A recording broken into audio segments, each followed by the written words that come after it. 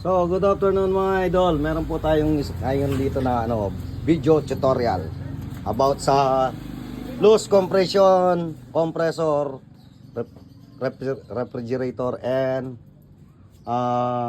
good pressure aircon compressor. So, paano po natin malalaman kung loose compression na yung isang compressor motor? Madali lang po mga idol. Tanggalin nyo yung compressor sa refrigerator. Ganitong ginawa ko. Ayan. Sinet-up ko na siya mga idol. Yan, nakalagay na yung overload tsaka yung relay. Meron din po tayo ditong makina ng aircon. Yan.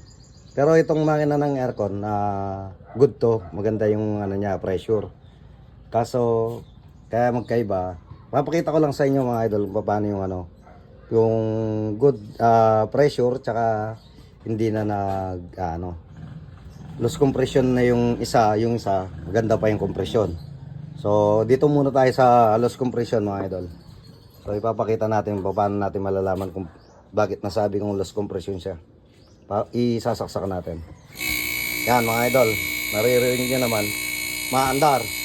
Pero pag tinakpan natin tong function, ayan, di na siya masyadong niligop. Saka dapat ito dito sa discharge, dapat din natin ito kayang pigilin. Pag napigil mo to, ibig sabihin loose compression na siya. Tinawa mga idol.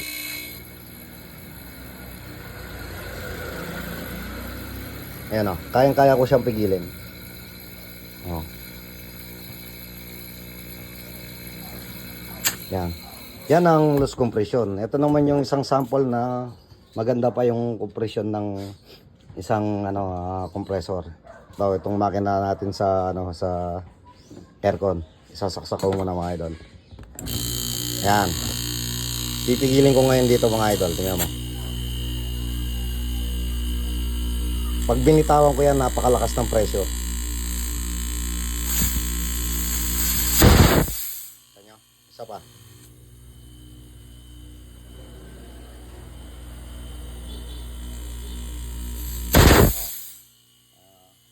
Ganda na lang mga idol.